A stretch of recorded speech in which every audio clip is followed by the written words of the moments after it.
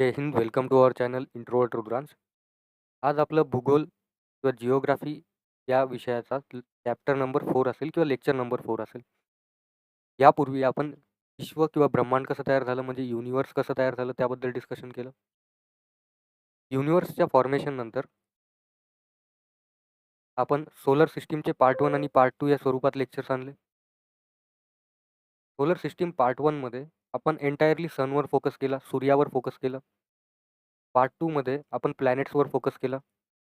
प्लॅनेटसोबतच इतकी पण संकल्पना आहे जसं की ॲस्ट्रॉइड बेल्ट काय, त्यासोबतच क्विपर बेल्ट काय आहे, त्याबद्दल आपण डिस्कस केलं. त्यासोबतच आपण ॲस्ट्रॉइड, कॉमेट, मिटिओरॉइड या सगळ्या गोष्टींबद्दल डिस्कशन केलं की यामधला फरक काय. या गोष्टी डिस्कस केल्यानंतर हे होऊन जातं की आपण तिथे बोललो होतो अर्थबद्दल, म्हणजेच आपल्या पृथ्वीबद्दल. तर पृथ्वीबद्दल बोलताना मी हे बोललो होतो की अर्थ ॲज अ प्लॅनेट एक वेगळं लेक्चर येईल. तर त्याबद्दल आपल्याला डिस्कस करायचं आहे.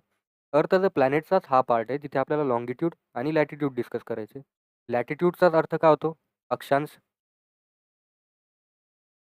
मराठीमध्ये त्याला आपण अक्षांश बोलतो.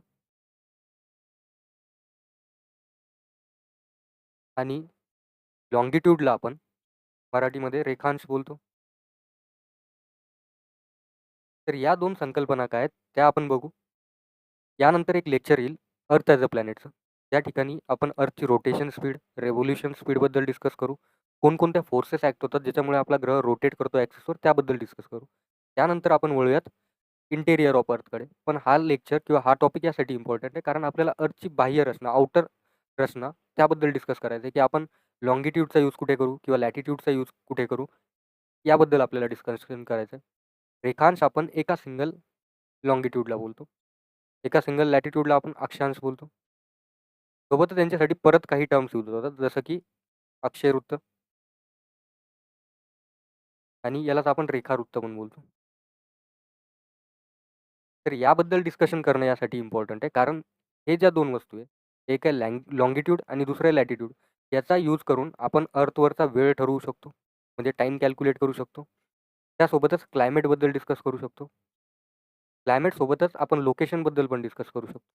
एखाद्या व्यक्तीची जर एक्झॅक्ट लोकेशन आपल्याला फाइंड आउट करायची आहे, तर आपल्याला लॉंगिट्यूड आणि लॅटिट्यूड या दोन संकल्पनांचा यूज करून त्याची लोकेशन प्लॉट करता येऊ शकते. त्या क्षेत्रातील क्लायमेटबद्दल अंदाजा येऊ शकतो आणि टाईम कॅल्क्युलेट करू शकतो. त्या सगळ्या संकल्पना आपल्याला आजच्या लेक्चरमध्ये बघायच्या. तर आजचा आपला टॉपिक राहील जिओग्राफी आणि माझं नाव आहे विजय. जे मी आज हे टॉपिक तुम्हाला शिकवणार आहे. हे आपल्या चॅनलचं नेम आहे. हे पण माझंच नाव आहे आणि हे पण माझंच नाव आहे. लॅटिट्यूडलाच आपण काय बोललोय? अक्षयवृत्त किंवा मग अक्षांश. तर लॅटिट्यूड काय आहे हे समजून घेण्यासाठी आपल्याला काही गोष्टी क्लिअर कराव्या लागतील. तर लॅटिट्यूडचा यूज कोणत्या गोष्टीमध्ये होतो? त्या जागेचं क्लायमेट ठरवण्यासाठी स्पेसिफिकली होतो. दिवस किंवा वार ठरवण्यासाठी आपण लॉंगिट्यूडचा यूज करतो. मेजरली आपण लॉंगिट्यूडचा यूज करतो. पोझिशन ठरवण्यासाठी आपण लॉंगिट्यूड आणि लॅटिट्यूड दोन्ही पण गोष्टींचा यूज करतो. लोकेशन ठरवण्यासाठी पण आपण लॉंगिट्यूड आणि लॅटिट्यूड दोन्हींचा यूज करतो. तर लॅटिट्यूड काय आहे? लॅटिट्यूड पृथ्वीच्या वरती बनवलेल्या आडव्या रेषा आहे, म्हणजेच हॉरिझॉन्टल लाईन्स, त्या अर्थच्या सरफेसवर ड्रॉ करण्यात आलेले. या ज्या रेषा आहे त्या ॲक्च्युअल फिजिकल फॉर्ममध्ये एक्झिस्ट करतात का? तर नाही. या काल्पनिक रेषा. काल्पनिक म्हणजेच इमॅजिनरी रेषा.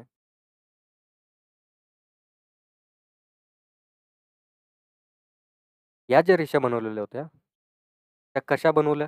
तर अँग्युलर मेजरमेंट घेतलं सेंटरपासून कुठल्याही पॉईंटवर अर्थच्या. ते काय आहे ते आपण छोट्याशा डायग्राममध्ये डिस्कस करू. समजा ही आपली पृथ्वी आहे. हे पृथ्वीचं सेंटर आहे. या सेंटरपासून तुम्ही इकडे एक मेजरमेंट घेतली. याला आपण बेस कन्सिडर केलं. एक अँग्युलर मेजरमेंट घेतली, एक कोनीय मापन घेतलं पृथ्वीच्या सेंटरपासून, मध्यापासून. तर ते होतं 23 डिग्री, 23.5 डिग्री. तर यालाच ज्यावेळेस आपण जॉईन करतो त्यावेळेस आपली बनती 23.5 डिग्री अक्षयवृत्त. यालाच आपण कर्करेषा बोलतो किंवा कर्कवृत्त बोलतो, जे नॉर्दर्न हेमिस्फिअरमध्ये. सेम मेजरमेंट आपण जर साऊदर्न हेमिस्फिअरमध्ये घेतली 23.5 डिग्री, तर त्याला आपण मकरवृत्त बोलतो, जे साऊदर्न हेमिस्फिअरमध्ये म्हणजे ट्रॉपिक ऑफ कॅप्रिकॉन आहे. तर सरळ भाषेत बोलायचं झालं तर लॅटिट्यूड किंवा अक्षयवृत्त किंवा अक्षांशाचा अर्थ काय होतो? तर पृथ्वीच्या मध्यभागापासून घेतलेलं कोनीय मापन पृथ्वीच्या कुठल्याही पॉईंटवर त्याला आपण काय बोलू? लॅटिट्यूड बोलू किंवा अक्षयवृत्त बोलू. तर लॅटिट्यूड काय करतं? लॅटिट्यूड पृथ्वीला 2 समान भागामध्ये डिव्हाईड करतं. तर ते कोणते? एक आहे उत्तर गोलार्ध म्हणजेच नॉर्दर्न हेमिस्फियर आणि दुसरं आहे साऊदर्न गोलार्ध किंवा साऊदर्न हेमिस्फियर म्हणजेच दक्षिण गोलार्ध. या 2 भागांमध्ये 2 समान भागांमध्ये लॅटिट्यूड पृथ्वीला डिव्हाईड करतं. कोणतं लॅटिट्यूड डिव्हाईड करतं?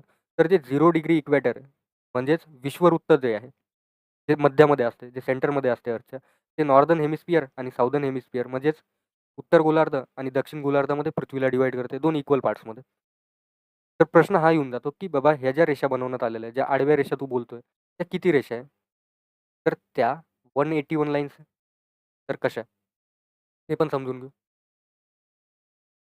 आपण काय बोललो, की ज्या आडव्या ड्रॉ केलेल्या लाईन्स, त्या लाईन्स लाच आपण काय बोललोय या ठिकाणी? लॅटिट्यूड बोललोय, म्हणजेच अक्षरवृत्त बोललोय.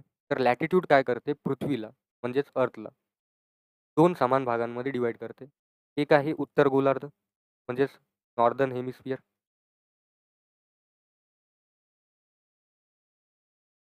आणि दुसरं आहे दक्षिण गोलार्ध म्हणजेच southern hemisphere.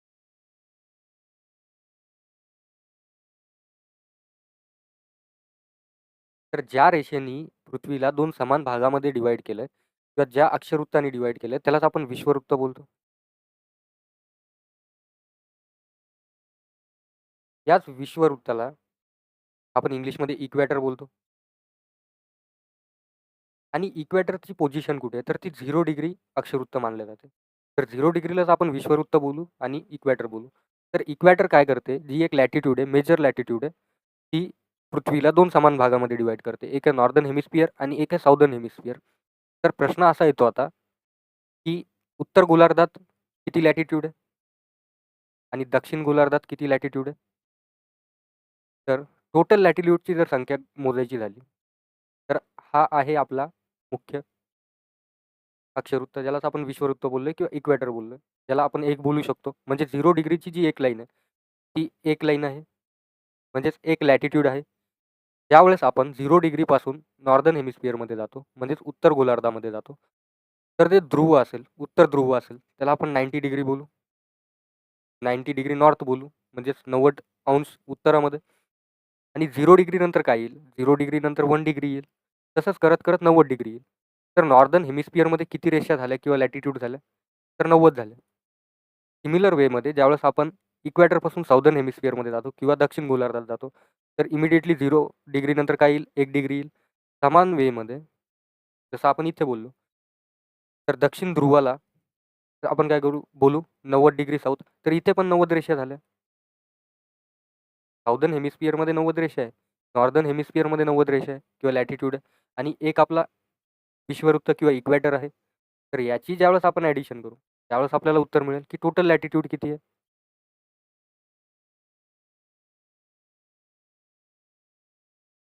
Total number of लॅटिट्यूडसाठी काय करावं लागेल? उत्तर गोलार्धात 90 लाईन्स आहे किंवा 90 लॅटिट्यूड्स आहे. प्लस दक्षिण गोलार्धात 90 लाईन्स आहे किंवा 90 लॅटिट्यूड्स आहे. आणि एक आपला 0 डिग्री आहे, त्याला आपण 1 कन्सिडर करू. तर 90 अधिक 90 अधिक 1 किती झालं? 181 टोटल लॅटिट्यूड आहे पृथ्वीच्या पृष्ठभागावर. पण या ठिकाणी एक एक्सेप्शन आहे. तो पोल आहे किंवा जे ध्रुव आहेत, त्याला बरेचसे सायंटिस्ट एक पूर्ण लॅटिट्यूड कन्सिडर नाही करत. कारण पृथ्वीचा शेप कसा आहे? पृथ्वी इक्वेटरमध्ये म्हणजेच विषुववृत्तीय भागामध्ये उगलेली आहे किंवा बल्ज झालेली आहे आणि पोल्सकडे ती फ्लॅट आहे म्हणजे चेपटी आहे. हे कशामुळे झालं असेल? तर हे होण्यामागे पृथ्वीचं रोटेशन कारणीभूत आहे. ज्यावेळेस पृथ्वी आपल्या ॲक्सिसवर फिरते, रोटेट करते, स्वतःभोवती फिरते, त्याच्यामुळे हे शेप झालेलं आहे. रोटेशन स्पीडमुळे झालेलं आहे. म्हणजेच इक्वेटरकडे पृथ्वी फुगलेली आहे, बल्ज झालेली आहे आणि पोल्सकडे पृथ्वी फ्लॅट आहे. तर त्यामुळे तो 90 डिग्री नॉर्थ आणि 90 डिग्री साऊथमध्ये आपण ध्रुव बोलतो. म्हणजे उत्तर ध्रुव आणि दक्षिण ध्रुव याला पॉईंट म्हणून कन्सिडर करतात सायंटिस्ट.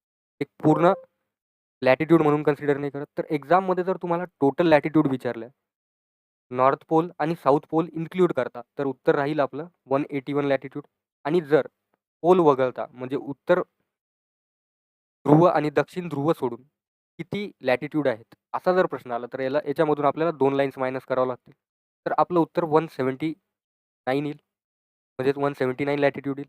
तर हे जे टोटल कॅल्क्युलेशन आहे हे आपल्याला समजायला मिळतं एका प्रकारे लॅटिट्यूड या संकल्पनामध्ये, जे आपल्याला पुढच्या स्लाइडवर पण बघायचं. तर इकडे ज्यावेळेस आपण कॅल्क्युलेशन करू त्यावेळेस आपल्याला काही गोष्टी लक्षात ठेवाव्या लागतील, की सगळ्यात वरती काय आहे? उत्तर ध्रुव आहे किंवा नॉर्थ पोल आहे.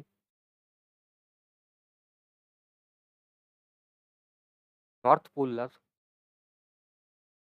ठीक आहे, नॉर्थ पोलच लिहून देऊ. साऊथ पोल आहे. साऊथ पोललाच आपण दक्षिण ध्रुव बोलतो. नॉर्थ पोलला आपण उत्तर ध्रुव बोलतो. तर हा 90 डिग्री नॉर्थ आहे, हा 90 डिग्री साऊथ आहे. आपण पहिले काय बघितलं होतं? सगळ्यात स्टार्टिंगला काय बघितलं होतं? इक्वेटर म्हणजेच विषुववृत्त 0 डिग्री आहे. ही लार्जेस्ट लॅटिट्यूड आहे, सगळ्यात मोठी लॅटिट्यूड आहे ओव्हरऑल साईजच्या कंपॅरिझनमध्ये. कारण पृथ्वी इक्वेटरला फुगलेली आहे, म्हणजेच बल्ज झालेली आहे. आणि पोल्सला पृथ्वी फ्लॅट आहे, म्हणजे चेपटी आहे. हे आपण बघितलं आधी. आपल्याला काय बघायचं होतं, की टोटल नंबर ऑफ लॅटिट्यूड किती आहे? टोटल संख्या किती आहे अक्षवृत्तांची? तर नॉर्थ पोलमध्ये हा 90 डिग्री एक आपण कन्सिडर करू. नॉर्दर्न हेमिस्फिअरमध्ये म्हणजेच उत्तर गोलार्धामध्ये 1 डिग्रीपासून ते 90 डिग्रीपर्यंत 90 रेषा झाल्या, म्हणजेच 90 लाईन्स झाल्या, 90 लॅटिट्यूड झाल्या. याला आपण एक कन्सिडर करू 0 डिग्रीला. साऊदर्न हेमिस्फिअरमध्ये पण 90 रेषा झाल्या आणि एक साऊथ पोलची. तर ॲडिशन केलं आपण. नॉर्दर्न हेमिस्फिअरमधल्या 90 लाईन्स, साऊदर्न हेमिस्फिअरमधल्या 90 लाईन्स आणि हा एक जो आहे तो आपला 0 डिग्री इक्वेटर आहे. टोटल केल्यानंतर आपल्याला उत्तर मिळालं 181. 181 कधी आहे? ज्यावेळेस आपण पोल्सला कन्सिडर करतो, म्हणजेच उत्तर ध्रुव आणि दक्षिण ध्रुवाला लॅटिट्यूड म्हणून कन्सिडर करतो. त्यावेळेस आपण नॉर्थ पोल आणि साऊथ पोलला लॅटिट्यूड म्हणून किंवा अक्षरवृत्त म्हणून कन्सिडर करत नाही, पॉईंट म्हणून कन्सिडर करतो. त्यावेळेस हेच उत्तर 179 होऊन जातं. बरोबर? हेच आपल्याला बघायचं होतं. एक्सेप्शन नेक्स्ट स्लाइडवर मी ते पण मेन्शन केलं. म्हणजेच 0 डिग्री इक्वेटर प्लस नॉर्दर्न हेमिस्फिअरमधले सगळे.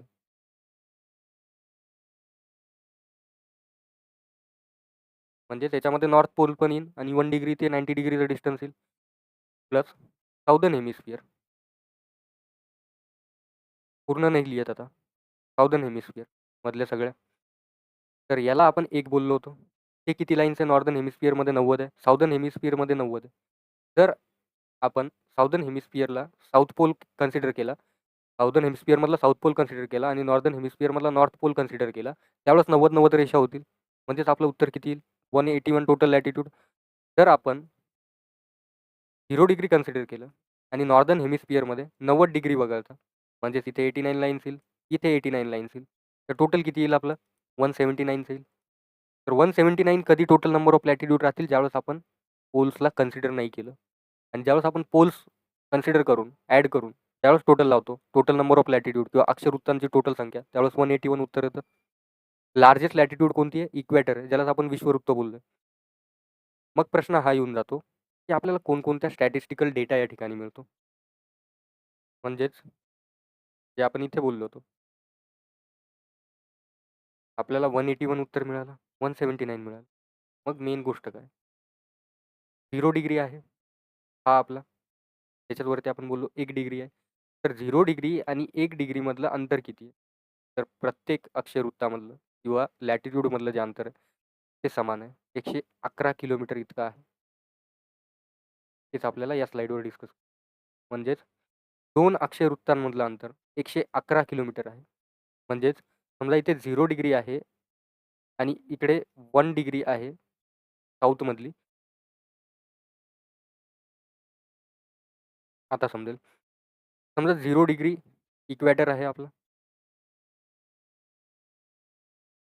म्हणजेच विषुववृत्त आहे आणि आपल्याला इकडे साऊदर्न हेमिस्फिअरमध्ये 1 डिग्री साऊदर्न लॅटिट्यूड आहे आपली.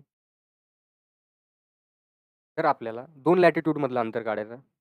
0 डिग्री ते 1 डिग्री साऊथमध्ये किती अंतर आहे? तर 111 किलोमीटर्स इतकं आहे. इकडे आपण परत वरती जाऊ. 1 डिग्री नॉर्थ यांच्यामधलं अंतर किती आहे? तर 111 किलोमीटर्स आहे. आता परत वरती जाऊ. 2 डिग्री नॉर्थ आणि 1 डिग्री नॉर्थमधलं अंतर किती आहे? तर 111 किलोमीटर.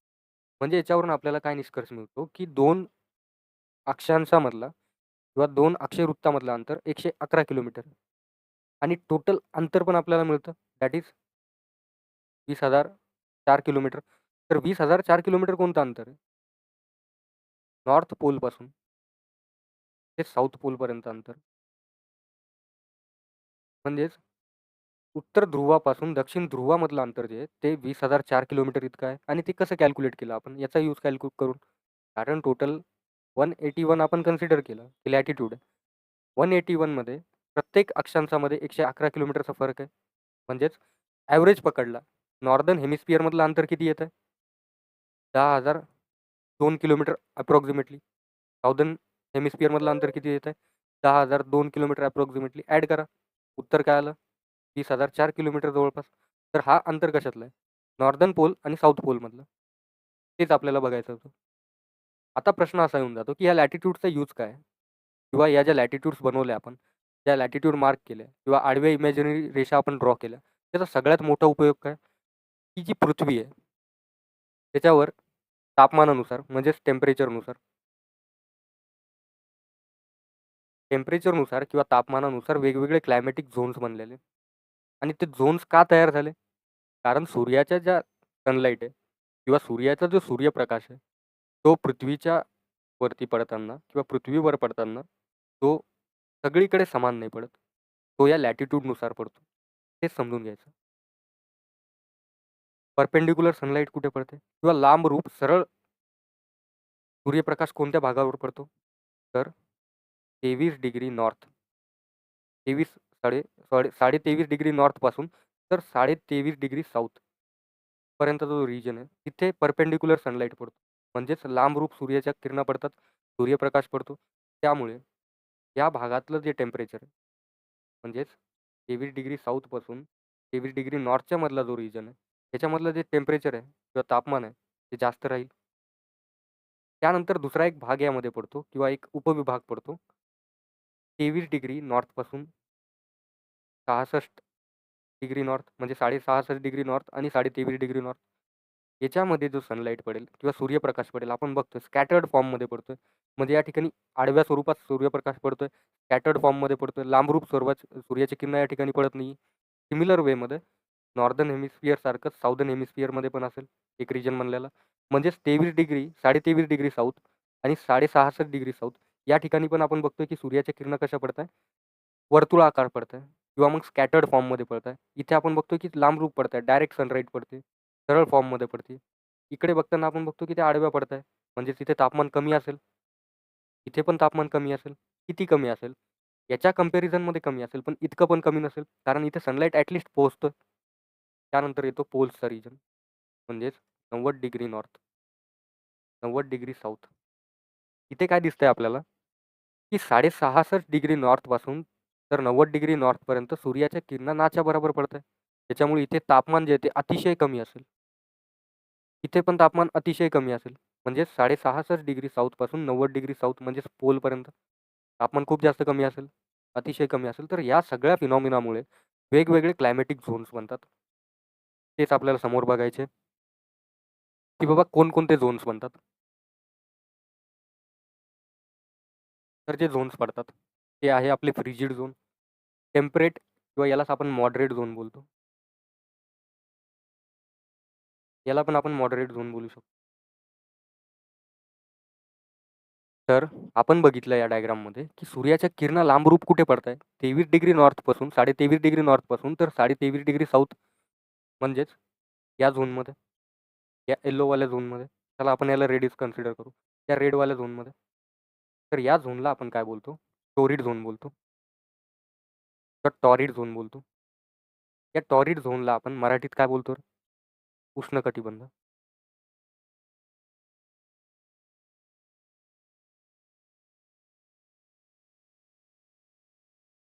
म्हणजेच उष्णकटिबंधामध्ये किंवा टॉरिड झोनमध्ये सनलाईट किंवा सूर्यप्रकाश कसा पडेल? परपेंडिक्युलर पडेल.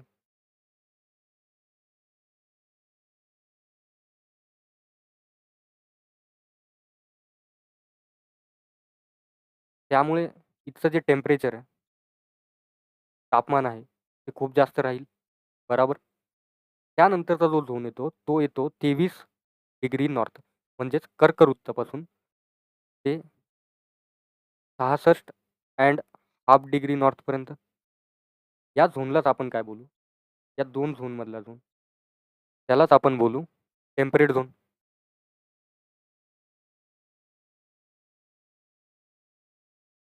म्हणजेच नॉर्दर्न टेम्परेट झोन किंवा नॉर्थ टेम्परेट झोन. यालाच आपण मराठीमध्ये काय बोलतो? समशीतोष्ण. म्हणजेच समशीतोष्ण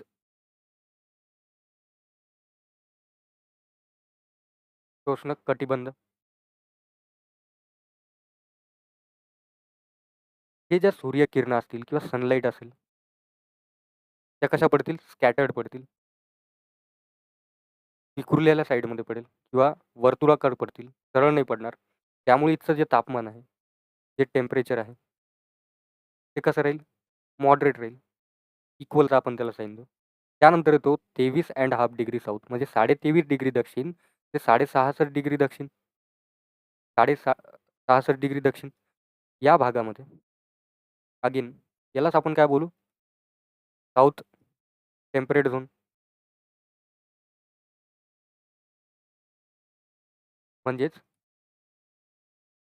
दक्षिण भागातील समशीत प्रदेश किंवा समशीतोष्ण कटिबंध. हे पण सूर्याच्या किरणा ज्या आहेत त्या स्कॅटर्ड फॉर्ममध्ये पडेल जसे नॉर्दर्न हेमिस्फिअरमध्ये पडत होत्या. त्यामुळे इथचं पण तापमान कसं राहील? मॉडरेट राहील. म्हणजे ना जास्त ना कमी. त्यानंतर जो झोन येतो तो असतो फ्रिजिड झोन. म्हणजेच 66 डिग्री नॉर्थपासून ते 90 डिग्री नॉर्थ म्हणजेच नॉर्थ पोलपर्यंतचा भाग. हा भाग यालाच आपण फ्रिजिड झोन बोलतो किंवा शीत कटिबंध बोलतो. शीत कटिबंधामध्ये किंवा मग फ्रिजिड झोनमध्ये जे तापमान आहे, जे टेम्परेचर आहे, ते अतिशय कमी असतं. सेम 66 डिग्री 66.5 डिग्री नॉर्थपासून ते 90 डिग्री साऊथ 66.5 डिग्री साऊथपासून दक्षिणपासून ते 90 डिग्री साऊथपर्यंत जे झोन बनेल त्याला आपण फ्रिजिड झोन किंवा शीत कटिबंध बोलू. कोणत्या साईडचं? दक्षिण शीत कटिबंध. याच्यामध्ये पण जे टेम्परेचर असेल किंवा तापमान असेल ते अतिशय कमी राहील. तर हे वेगवेगळे क्लायमॅटिक झोन कशाच्या आधारावर बनलेले? सूर्यकिरणांच्या आधारावर बनलेले. आणि यांना आपण कसं बायफर्केट करू शकलो किंवा वेगळं करू शकलो? कारण लॅटिट्यूडची कन्सेप्ट होती. म्हणजेच अक्षवृत्तांची कन्सेप्ट होती. त्यामुळे आपण हे सगळे क्लायमॅटिक झोन्स पाडू शकलो. ठीक आहे. परत एकदा रिवाईज करू. सगळ्यात सेंटरमध्ये काय पृथ्वीच्या? तर 0 डिग्री आहे. यालाच आपण काय बोलतो? इक्वॅटर बोलतो. म्हणजेच विषुववृत्त बोलतो. त्यानंतर त्याच्यावरती येतो 23.5 डिग्री नॉर्थ. त्यालाच आपण कर्कवृत्त बोलतो किंवा मग ट्रॉपिक ऑफ कॅन्सर बोलतो.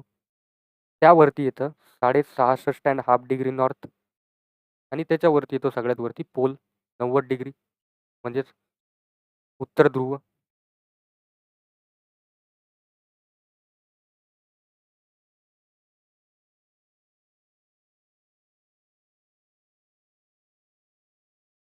किंवा मग नॉर्थ पोल.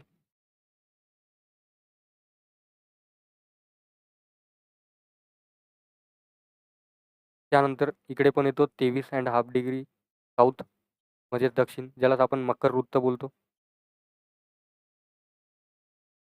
त्याच्यानंतर येतो 66.5 डिग्री साऊथ म्हणजे दक्षिण आणि लास्टमध्ये 90 डिग्री साऊदर्न हेमिस्फिअर मधला पोल किंवा दक्षिण ध्रुव किंवा मग साऊथ पोल.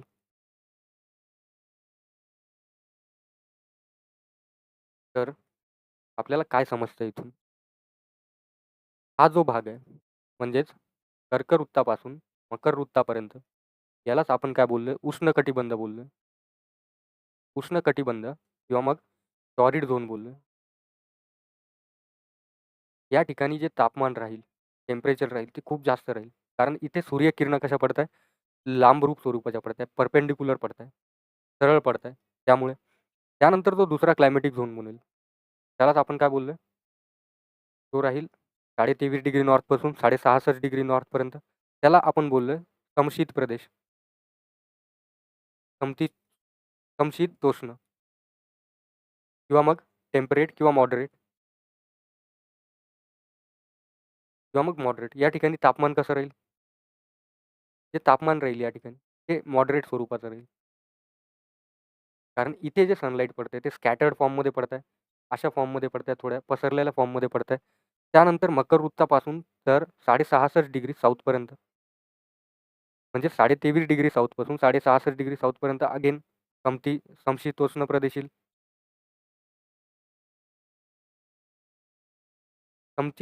समशीतोष्ण किंवा मग यालाच आपण टेम्परेट झोन बोलतो किंवा मॉडरेट झोन बोलतो. तर हा दक्षिणमधला असेल आणि हा उत्तरमधला असेल. इथे पण टेम्परेचर सेम कसं राहील? मॉडरेट स्वरूपाचं राहील. कारण इथे पण स्कॅटर्ड सनलाईट तर पोहोचतोयच आतापर्यंत. त्यानंतर येईल सगळ्यात कमी तापमान असलेला झोन, म्हणजे हा. यालाच आपण शीतकटिबंध बोलतो किंवा मग फ्रिजिड झोन बोलतो. या फ्रिजिड झोनमध्ये तापमान खूप जास्त कमी राहील. सिमिलर साऊदर्न साईडमध्ये पण याला आपण शीतकटिबंध बोलतो किंवा दक्षिण गोलार्धातील शीतकटिबंध बोलतो. याला आपण फ्रिजिड झोन बोलतो. इथे पण जे तापमान राहील किंवा टेम्परेचर राहील ते खूप जास्त कमी राहील, अतिशय कमी राहील. रिझन काय? इथे सूर्यकिरणं नाच्या बरोबर पोहोचत आहे किंवा वर्तुळाकार पोहोचत आहे, थोड्याफार प्रमाणात पोहोचत आहे. त्यामुळे एका प्रकारे आपण या सगळ्या क्लायमॅटिक झोन्सला जन्म देतो. आणि क्लायमॅटिक झोन्सला जन्म येण्यामागचं रिझन काय? लॅटिट्यूड्स असणं, म्हणजेच आडव्या रेषा असणं, अक्षयवृत्तांचं एक्झिस्टन्स असणं. तेच आपण इथे एक्सप्लेन केलं की तापमानानुसार वेगवेगळे झोन्स तयार झाले. आणि ते कोणकोणते झोन्स आहे? ते आहे frigid zone, torrid zone, temperate किंवा मॉडरेट झोन. हेच आपण मागच्या स्लाइडवर बघितलं की कसं राहील. ट्रॉपिक ऑफ कॅन्सरपासून म्हणजेच कर्कवृत्तापासून मकर वृत्तापर्यंतचा जो भाग आहे, म्हणजे 23.5 डिग्री नॉर्थ ते 23.5 डिग्री साऊथपर्यंतचा जो भाग आहे, इथे टोरिड झोन राहील किंवा उष्णकटिबंध राहील. इथे टेम्परेचर जास्त राहील. त्यानंतर नॉर्थ पोलमध्ये आपण जातो, म्हणजे नॉर्थ पोलकडे जातो, 90 डिग्रीकडे जातो इक्वॅटरपासून. तर वरती गेल्यानंतर काय? Arctic circle. आर्क्टिक सर्कल जो आहे त्यालाच आपण काय बोलतो? 66.5 नॉर्थ. तर 66.5 नॉर्थपासून ते 90 डिग्री नॉर्थपर्यंत, म्हणजे नॉर्थ पोलपर्यंत जो भाग राहील त्याला आपण फ्रिजिड झोन किंवा शीत कटिबंध बोलू. तसंच आपण साऊदर्न हेमिस्फिअरमध्ये आलोय आता, दक्षिण गोलार्धात आलोय, तर अंटार्क्टिक सर्कल राहील. त्यालाच आपण काय बोलतो? 66.5 साऊथ डिग्री, म्हणजे साऊदर्न हेमिस्फिअर, ते नॉर्थ पोल, म्हणजे 90 डिग्री मधला जो भाग राहील तो इकडचा कटिबंध राहील. सिमिलर आपण इथे पण एक्सप्लेन केलंय टेम्परेचर वाईज. सगळ्यात जास्त टेम्परेचर कुठे राहते? तर इक्वॅटरपासून तर ट्रॉपिक ऑफ कॅन्सर नॉर्थ साईडमध्ये, आणि इक्वॅटरपासून तर ट्रॉपिक ऑफ कॅप्रिकॉन साऊथ साईडमध्ये टॉरिड झोन असतो, म्हणजेच उष्णकटिबंध असतो. इथे जे तापमान आहे ते जास्त असतं. तसंच जर आपण नॉर्थ पोलमध्ये सगळ्यात कमी तापमान कुठे आहे ते जर विचार केला, उत्तर गोलार्धामध्ये, नॉर्दर्न हेमिस्फिअरमध्ये, तर ते फ्रिजिड झोनमध्ये असतं, जिथे तापमान अतिशय कमी असतं. त्याला आपण शीतकटिबंध बोलतो. तो आर्क्टिक सर्कलपासून, म्हणजेच 66.5 नॉर्थपासून ते 90° नॉर्थपर्यंत असतो, ज्याला आपण फ्रिजिड झोन किंवा शीतकटिबंध बोललो. त्यानंतर येतो नॉर्दर्न हेमिस्फिअरमधला ट्रॉपिक ऑफ कॅन्सर, म्हणजेच कर्कवृत्ताचा भाग, ज्याला आपण 23.5 डिग्रीने डिनोट करतो, म्हणजे 23.5 डिग्री नॉर्थमधला पार्ट, ज्याला आपण कर्कवृत्त बोलतो. हा आहे आपला आर्क्टिक सर्कल, ज्याला आपण 66.5 डिग्री नॉर्थने डिनोट करतो. तर इथे टेम्परेट झोन बनेल, म्हणजेच समशीत प्रदेश बनतील, जिथे टेम्परेचर मॉडरेट राहील, जास्त तापमान नाही राहणार, पण एक अगदी कमी पण नाही राहणार. मग साऊदर्न साईडमध्ये आपण जम्प करतो, जिथे 23.5 डिग्री साऊथ येतो, ज्यालाच आपण मकर वृत्त बोलतो. मकर वृत्तापासून ते अंटार्क्टिक सर्कलपर्यंत, म्हणजे 66.5 डिग्री साऊथपर्यंतचा जो एरिया आहे तो टेम्परेट झोन बनतो, म्हणजे समशीत प्रदेश बनतो. कोणत्या साईडचा? दक्षिण गोलार्धातला, जिथे टेम्परेचर जे आहे ते मॉडरेट राहतं, कमी राहतं, पण अति कमी पण नाही राहत. मग येतो साऊथ पोल आपला, साऊथ पोल, ज्याला आपण 90 डिग्री साऊथने डिनोट करतो. अंटार्क्टिक सर्कल, ज्याला आपण 66.5 डिग्री साऊथने डिनोट करतो. तर यामधलं जे क्षेत्र आहे ते शीत प्रदेश राहील. कुठलं? दक्षिण गोलार्धातलं. इथचं टेम्परेचर कसं राहील, अगदी कमी राहील. तर हेच आपल्याला लॅटिट्यूडनी समजायला मिळते आणि लॅटिट्यूडमुळेच हे क्लायमॅटिक झोन्स बनलेले असतात. झाली गोष्ट क्लिअर. त्यानंतर येते, की बाबा जो इक्वेटर आहे, जसं तू बोलला होता, की जे विषुववृत्तीय विस्तार आहे, तो सगळ्यात जास्त आहे. इक्वेटर जो आहे, तो लार्जेस्ट लॅटिट्यूड आहे.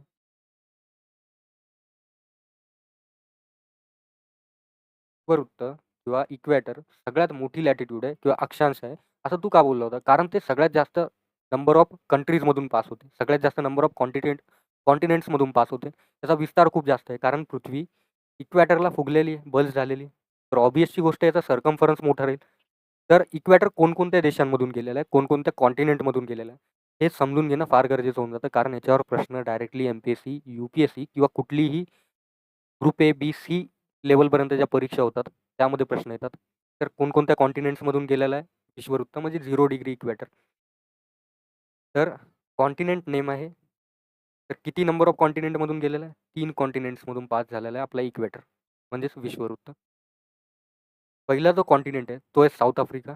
त्याच्या 3 देशांमधून इक्वेटर पास झाला आहे किंवा विषुववृत्त पास झाला आहे. पहिला जो देश आहे तो कोलंबिया, नंतर आहे इक्वेडॉर आणि सगळ्यात इम्पॉर्टंट काय? ब्राझील.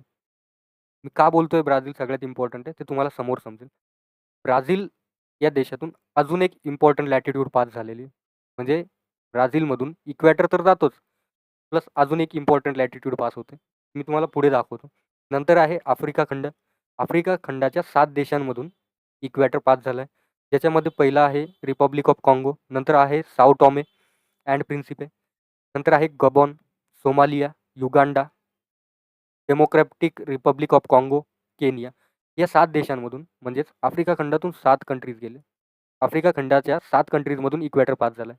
साऊथ आफ्रिका खंडाच्या 3 कंट्रीजमधून पास झाला आहे आणि एशिया खंडाच्या 3 कंट्रीजमधून पास झाला आहे. तर त्या 3 कंट्री कोणत्या एशिया खंडाच्या किंवा आशिया खंडाच्या? त्या आहे मालदीव्स, इंडोनेशिया आणि किरिबाटी. या 3 कंट्रीजमधून विषुववृत्त किंवा इक्वेटर गेलं एशियाच्या. तर साऊथ आफ्रिकाचे 3 देश, आफ्रिकाचे 7 देश, एशियाचे 3 देश. त्यापैकी महत्त्वाचा ब्राझील. का बोलतोय ब्राझील ते समोर समजेल.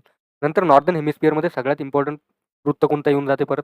तो आहे ट्रॉपिक ऑफ कॅन्सर, ज्यालाच आपण मराठीमध्ये काय बोलतो? कर्कवृत्त. तर कर्कवृत्त जो आहे तो नॉर्दर्न हेमिस्फिअरमध्ये येतो, म्हणजेच उत्तर गोलार्धामध्ये येतो.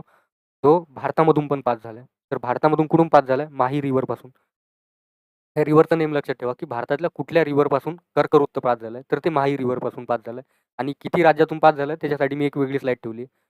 त्याच्यापैकी काही लँडलॉक्ड आहे आणि काही कोस्टल स्टेट आहे. तर ट्रॉपिक ऑफ कॅन्सर कर्कवृत्त किती देशांमधून पास झालाय?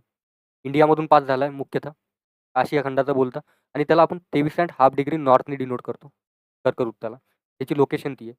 कॉन्टिनेंट नेम 3 कॉन्टिनेंट्समधून गेलाय. एक आहे नॉर्थ अमेरिका, दुसरा आहे आफ्रिका आणि तिसरा आहे आशिया किंवा एशिया. नॉर्थ अमेरिकाच्या 2 देशांमधून कर्कवृत्त गेलाय. एक आहे मेक्सिको आणि दुसरा आहे बहामास. आफ्रिका या खंडाच्या इथे 2 मधून गेलाय, इथे परत 7 मधून गेलाय आणि इथे 8 कंट्रीजमधून गेलाय. तर नॉर्थ अमेरिका या खंडाच्या मेक्सिको आणि बहामासमधून काय 23.5 डिग्री नॉर्थवाला मेजर लॅटिट्यूड, ज्यालाच आपण कर्कवृत्त बोलतो, तो गेलाय, तो पास झालाय. त्यानंतर आफ्रिका खंडाच्या 7 देशातून, ज्याच्यामध्ये वेस्टर्न सहारा, अल्जेरिया, लिबिया, इजिप्त, मोरिटानिया, माली आणि नायजर सारखे देश.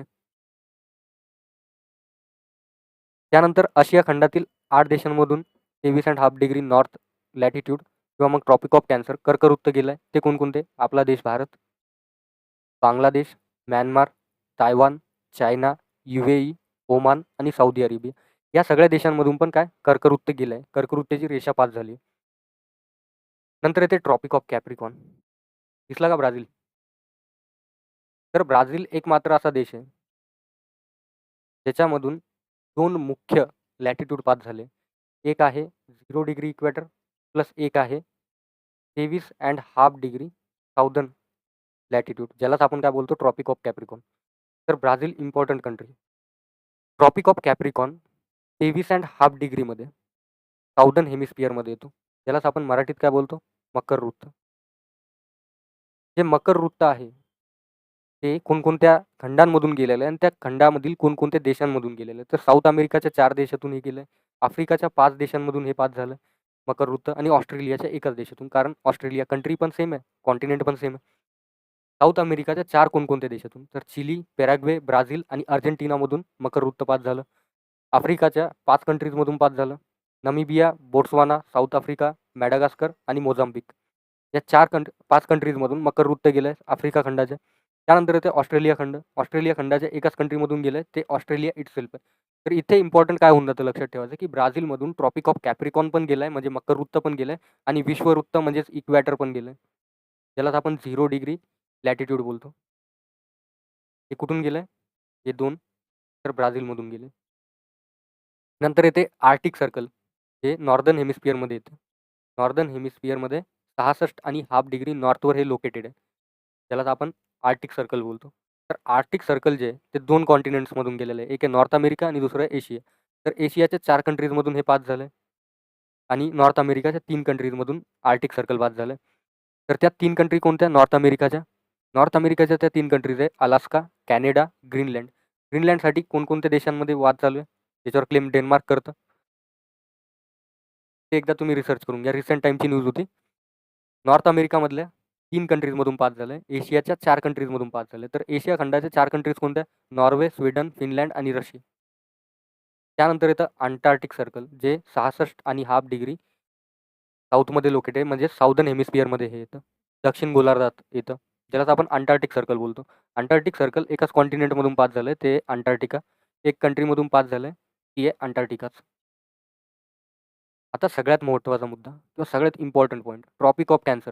दिसतंय की नाही मला एवढं माहिती नाही ब्राईटनेसमुळे, कारण हे थोडं कलर कॉम्बिनेशन चुकीचं झालं आहे माझ्याकडून स्लाईड बनवताना.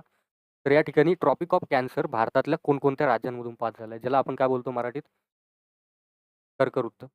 तर कर्कवृत्त जे आहे आपल्याला माहिती आहे की भारतामधून पास झालं. तर हे जाणून घेणं महत्त्वाचं आहे की भारतातल्या कोणकोणत्या राज्यांमधून पास झालं. भारतामध्ये कर्कवृत्त गुजरात या राज्यातून पास झालेलं आहे. वेस्ट बेंगॉल या राज्यातून पास झालेलं आहे. राजस्थान, मध्य प्रदेश, छत्तीसगड, झारखंड, त्रिपुरा आणि मिझोरम या राज्यांमधून ते पास झालेलं आहे. मी असं या ठिकाणी का लिहिलं आहे की लँडलॉक्ड कोणते आहे? तर लँडलॉक्ड हे आणि कोस्टल कोणते आहे? तर कोस्टल गुजरात आणि वेस्ट बेंगाल आहे. याच्यावर जो प्रश्न येतो, ट्रॉपिक ऑफ कॅन्सर म्हणजेच कर्कवृत्त. कर्कवृत्त कोणकोणत्या राज्यांमधून पास झालाय? तो डायरेक्टली पण येऊ शकतो की खालीलपैकी कोणत्या राज्यांमधून नाही पास झाला किंवा कोणत्या राज्यांमध्ये पास झालाय, असा पण प्रश्न येतो. सोबतच प्रश्न काय येतो की कोस्टल स्टेट कोणते आहे खालीलपैकी ज्याच्यामधून कर्कवृत्त पास झालाय, म्हणजे किनारपट्टी जवळचे राज्य.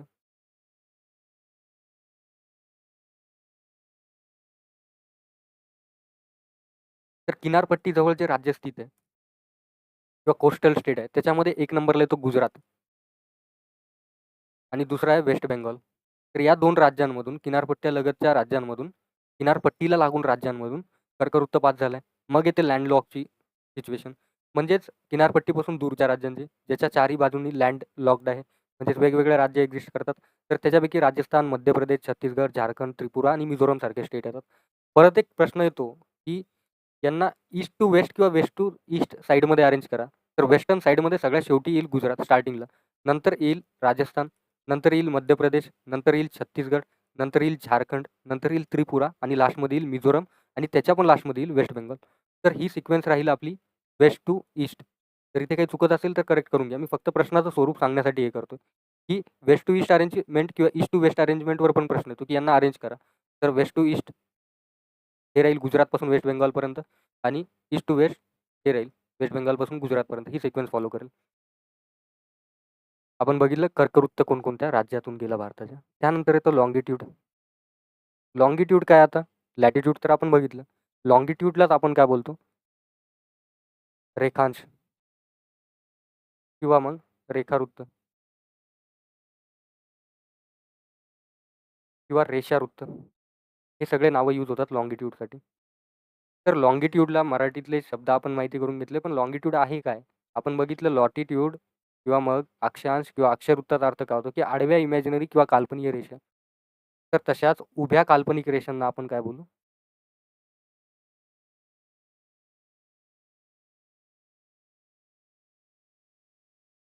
उभ्या काल्पनिक रेषांना आपण बोलू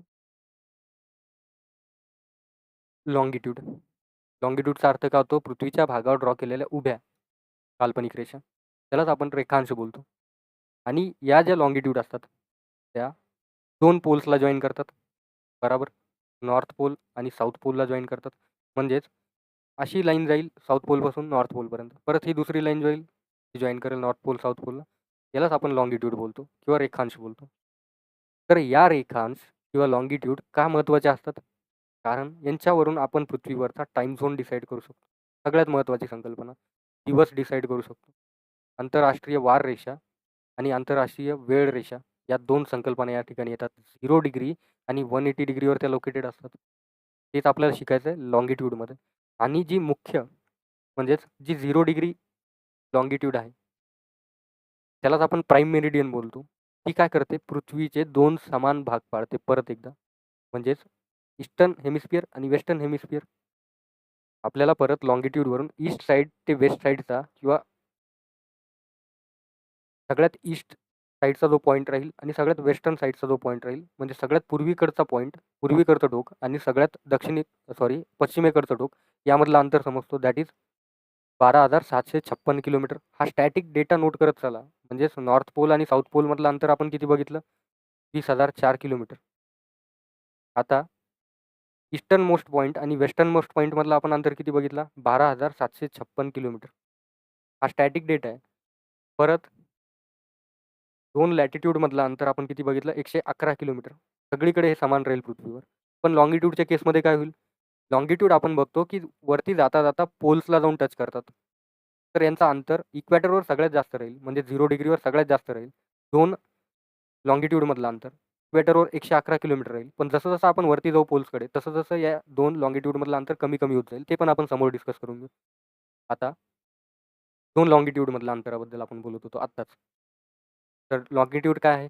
उभ्या काल्पनिक रेषा आहे, पृथ्वीच्या पृष्ठभागावर ड्रॉ केलेल्या. तर 0 डिग्री म्हणजेच इक्वेटरवर सगळ्यात जास्त या 2 लॉंगिट्यूडमधलं अंतर राहील. ते राहील 111 किलोमीटर. त्यानंतर आपण नॉर्थ पोलकडे गेलो किंवा साऊथ पोलकडे गेलो, म्हणजेच आर्टिक किंवा अंटार्क्टिक सर्कलकडे गेलो, म्हणजे 66.5 डिग्रीमध्ये ज्यावेळेस आपण जाऊ, त्यावेळेस हे अंतर 44 किलोमीटर इतकं होऊन जाईल. ज्यावेळेस आपण ट्रॉपिक ऑफ कॅन्सरकडे जाऊ, म्हणजे इथे जाऊ नॉर्दर्न साईडमध्ये, त्यावेळेस या 2 लॉंगिट्यूडमधलं अंतर 102 किलोमीटर इतकं होऊन जाईल. ज्यावेळेस आपण पोलकडे जाऊ, कारण ह्या इथे येऊन जॉइन झालेल्या असेल पोल्सला सगळ्या, अशा येऊन मीट झाल्या असतील. तर इथे जे अंतर राहील 2 लॉंगिट्यूडमधलं, ते सगळ्यात कमी म्हणजे 0 किलोमीटर इतकं राहील. हे इथे लिहिलंय आपण, पोल्समध्ये सगळ्यात कमी अंतर राहील. सगळ्यात जास्त अंतर जे राहील ते विषुववृत्तावर किंवा इक्वेटरवर राहील.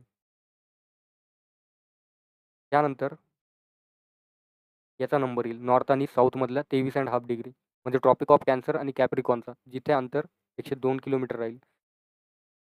आर्टिक आणि अंटार्क्टिक सर्कलमध्ये एक 44 किलोमीटर राहील. 2 रेखांशामधलं अंतर किंवा 2 लॉंगिट्यूडमधलं अंतर.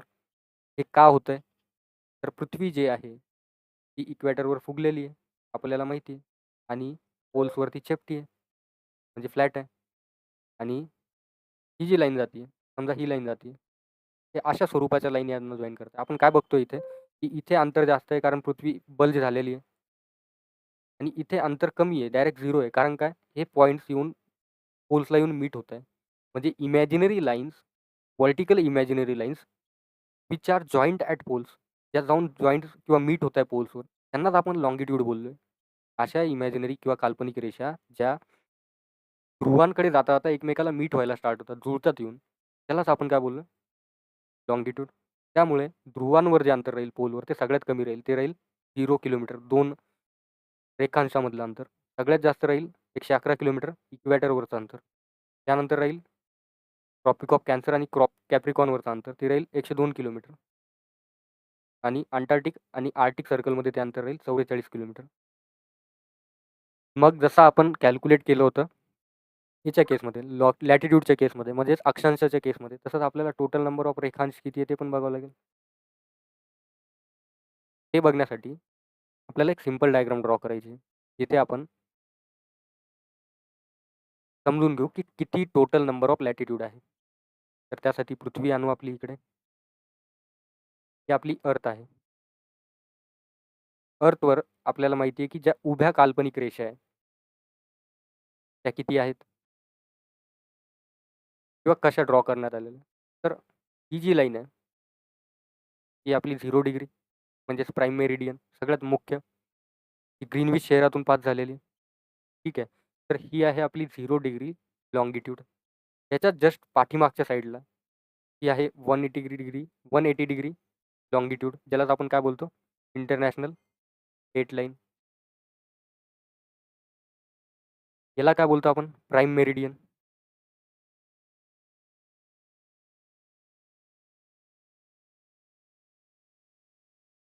तर ही जी आहे ती आपली मुख्य रेखावृत्त आहे, ही आंतरराष्ट्रीय वार रेषा आहे. म्हणजेच ही लॉन्गिट्यूड आपण एक कन्सिडर करू, ही लॉन्गिट्यूड आपण एक कन्सिडर करू. तर अशा उभ्या स्वरूपाच्या रेषा दोन्हीही गोलार्धात आहे. आपल्याला काय माहिती झालं होतं की 0 डिग्री काय करते, ईस्टर्न हेमिस्फियर आणि वेस्टर्न हेमिस्फियरमध्ये पृथ्वीला डिवाईड करते. तर ईस्टर्न हेमिस्फियरमध्ये 179 लाईन्स आहे, वेस्टर्न हेमिस्फियरमध्ये 179 लाईन्स आहे. तर यावेळेस आपण western hemisphere plus eastern hemisphere plus prime meridian plus date line करू किंवा आंतरराष्ट्रीय वाररेषा करू, तेव्हा आपल्याला उत्तर काय मिळेल, 360. म्हणजे टोटल नंबर ऑफ लॉन्गिट्यूड किती आहे, 360. कसं केलं आपण, प्राईम मेरिडियनची एक लाईन, इंटरनॅशनल डेट लाईनची म्हणजेच आंतरराष्ट्रीय वाररेषेची एक लाईन, यांना ॲड केलं, या झाल्या 2. 179 ईस्टर्न हेमिस्फियरमधल्या लाईन म्हणजेच लॉन्गिट्यूड, त्याला आपण ॲड केलं, प्लस वेस्टर्न हेमिस्फियरमध्ये पण 179 लॉन्गिट्यूड आहे, त्याला आपण ॲड केलं. सिंपल गणित आहे. इथून एक इथे ॲड करा, इथून एक इथे ॲड करा. 180 प्लस 180 किती होतात, 360. 360 डिग्री. म्हणजेच काय मिळालं की टोटल नंबर ऑफ लॉन्गिट्यूड किती आहे, 360 आहे. तर या नंबर ऑफ लॉन्गिट्यूडनी आपल्याला काय ठरवता येऊ शकते, आपल्याला वेळ ठरवता येऊ शकतो, ते आपल्याला इथे बघायचं. म्हणजेच टाईम कॅल्क्युलेशन करू शकतो आपण, वेळेचं कॅल्क्युलेशन करू शकतो लॉन्गिट्यूडचा किंवा रेखांशाचा वापर करून. तर कसा करू शकतो, टोटल नंबर ऑफ लॅटिट्यूड किती आहे, लॉन्गिट्यूड किती आहे, 360 लॉन्गिट्यूड आहे. आणि total number of time zones किती आहे, किती टाईम झोनमध्ये वाटण्यात आलेलं आहे पूर्ण पृथ्वीला, तर 24 टाईम झोन्समध्ये वाटण्यात आलेलं आहे. त्यालाच आपण 24 घंटे बोलतो. पृथ्वीवर टोटल वेळ किती आहे किंवा एक रोटेशन कंप्लीट करायला किती वेळ लागतो पृथ्वीला, तर 24 घंटे लागतात. टोटल नंबर ऑफ लॉन्गिट्यूड किती आहे, तर 360 आहे. तर याचा उपयोग करून आपण काय करू शकतो की एका तासामध्ये किती लाईन्स सूर्यासमोरून पास झाल्या ते कॅल्क्युलेट करू शकतो. तर उत्तर काय येईल, 15 उत्तर येईल. म्हणजेच एका तासामध्ये सूर्यासमोरून 15 लाईन्स पास होतात. ठीक आहे, मग याला आपण परत एकदा सिम्प्लिफाय करू. तर एका तासामध्ये 15 लाईन पास होत आहे एका घंट्यामध्ये, तर एका मिनिटामध्ये किती, याला कॅल्क्युलेट करायसाठी काय करावं लागेल, 60 डिवाइड बाय 15 बराबर, इथे आपल्याला 4 मिनिट उत्तर मिळेल. म्हणजेच एक लॉन्गिट्यूड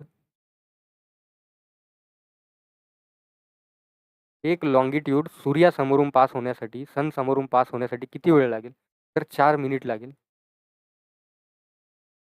हे कॅल्क्युलेशन आपल्याला मिळालं. याचाच वापर करून आपण टाईम कॅल्क्युलेट करू शकतो.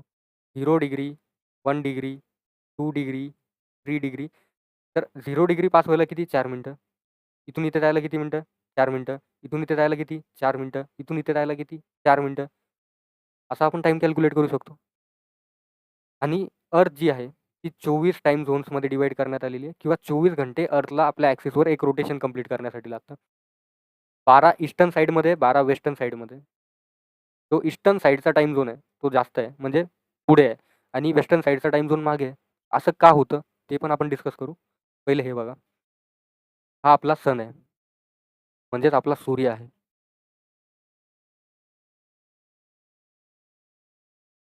ही आपली अर्थ आहे, हा आपला सन आहे.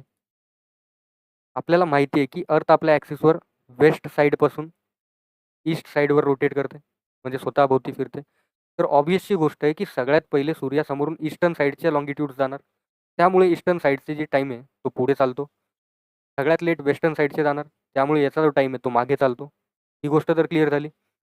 अजून एक गोष्ट, ही आहे आपली 0 डिग्री, त्यालाच आपण काय बोलतो, प्राईम मेरिडियन किंवा रेखावृत्त, मुख्य रेखावृत्त ही आहे आपली.